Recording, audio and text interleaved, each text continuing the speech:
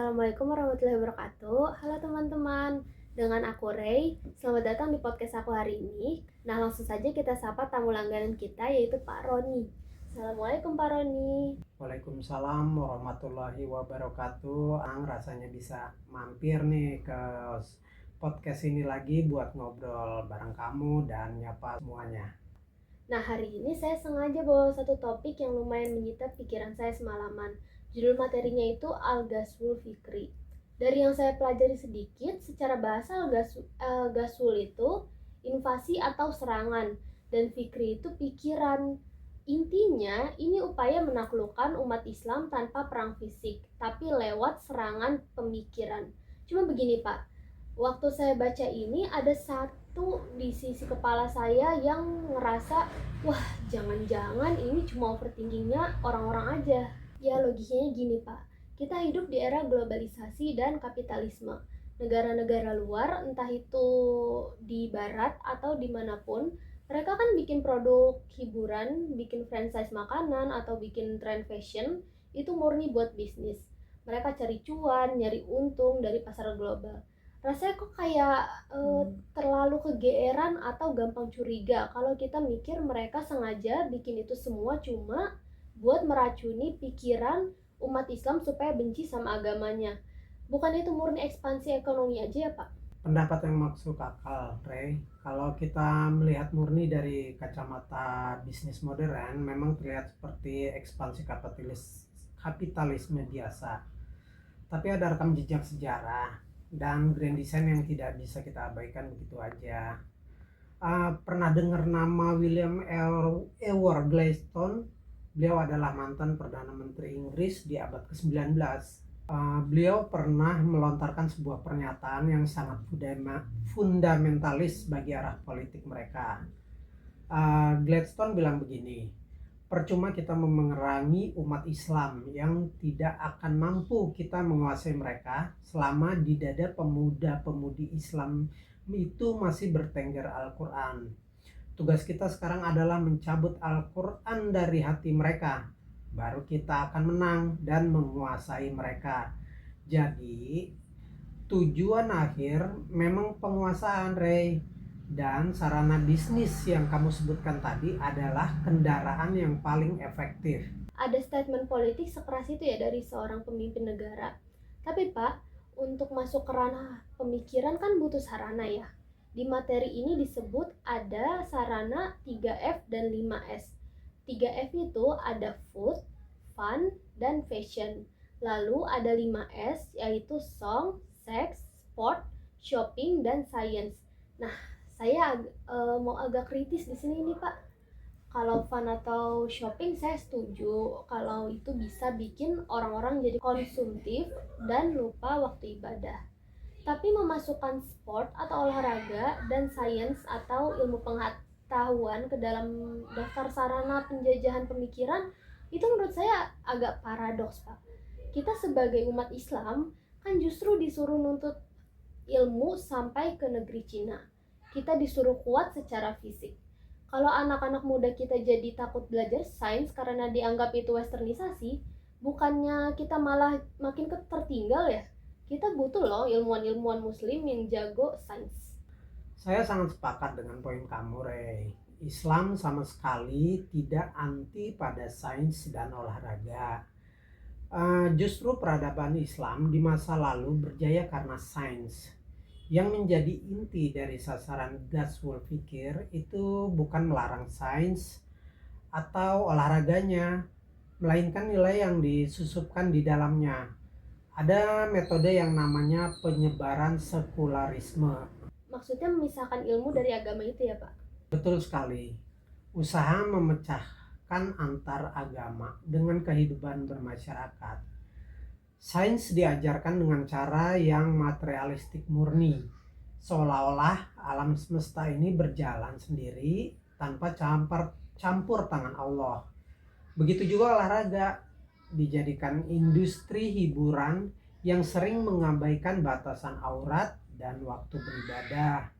Jadi, Gladstone juga pernah menyinggung bahwa minuman keras dan musik lebih menghancurkan umat Muhammad daripada 1000 meriam. Mereka menggunakan kesenangan materi itu untuk membuat kita jauh dari din atau agama kita. Make sense. Jadi bukan memusuhi ilmunya, tapi memusuhi cara pandang sekulernya ya. Oke, dari sisi eksternal saya paham sekarang. Tapi Pak, saya masih punya satu ganjalan lagi, dan ini mungkin lumayan relate buat teman-teman generasi saya. Gini Pak, kita ini kan sering banget ngebahas kayak, wah ini ada konspirasi pihak luar, ini serangan pemikiran asing. Nah kadang saya tuh agak gemes karena jatuhnya kita malah kayak playing victim terus-terusan. Kita sibuk nyari kambing hitam atas kemunduran kita sendiri. Padahal maaf kata nih Pak, seringkali akar masalahnya ada di kita sendiri. Umat Islam sering gontok-gontokan sesama pemimpinnya untuk urusan politik. Terus lagi pertentangan antar mazhab karena kebodohan atau fanatisme berlebihan. Karena kita sibuk ribut sendiri dalam, wajar aja dong kalau pihak luar jadi gampang masuk dan menguasai kita. Rey, saya harus memberikan apresiasi tinggi buat pemikiran kamu ini. Kamu menyentuh akar permasalahan yang paling krusial. Memang benar, musuh dari luar tidak akan menembus benteng kita kalau bukan karena rapuh dinding dari dalam. Nah, bener kan Pak? Berarti kelemahan internal kita ini ibarat karpet merah buat mereka. Tepat, kemunduran umat Islam itu sangat berpengaruh oleh pertentangan politik. Sehingga politik pada akhirnya diambil alih oleh kekuatan non-Islam. Dan ujung-ujungnya umat Islam menderita lagi nih. Fanatisme mazhab juga membuat kita lupa pada musuh yang sebenarnya. Kondisi umat yang sedang tidak solid inilah yang membuat upaya taskik dan pendangkalan akidah jadi sangat mudah masuk.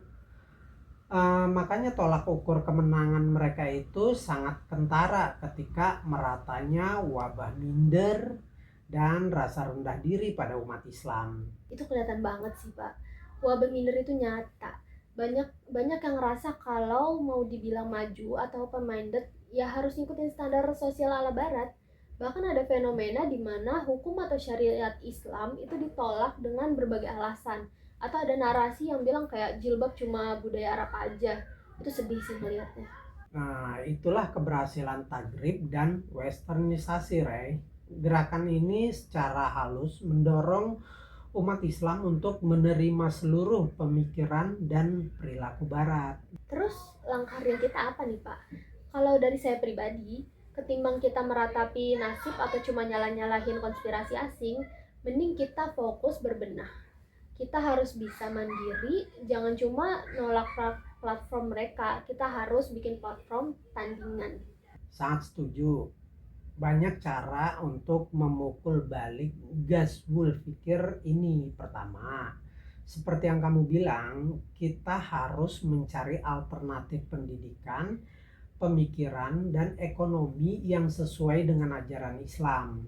Kedua, para penulis dan konten kreator muslim harus melakukan counter atau serangan balik terhadap tulisan maupun konten yang menyudutkan Islam. Dan bagi yang merasa ilmunya sudah mumpuni, justru harus banyak mengenal pola serangan pemikiran ini agar kita bisa melakukan perlawanan dengan cerdas. Setuju banget. Kita umat Islam harus produktif, hanya mengerjakan hal-hal yang bermanfaat buat dunia dan akhirat kita. Dan satu lagi mindset yang harus diubah. Kalau ada masalah atau musibah, cobalah kembali kepada Allah Subhanahu wa taala. Jangan cuma cari kambing hitam, kita juga harus punya rasa pede. Jangan minder, kita setara kok sama bangsa manapun. Asal kita buktikan lewat karya, bukan cuma debat kursi di media sosial. Kesimpulan yang sangat luar biasa, Rey. Pandanglah dengan optimis ke masa depan, ya. Dan jangan terus terpaku ke masa lalu. Obrolan kita hari ini membuktikan bahwa anak muda bisa berpikiran sangat kritis dan objektif dalam melihat tantangan agamanya. Wah, terima kasih banyak loh Pak Roni. Nah, teman-teman, segitu saja untuk podcast hari ini dengan saya Ray dan Pak Roni. Terima kasih sudah mendengarkan. Wassalamualaikum warahmatullahi wabarakatuh.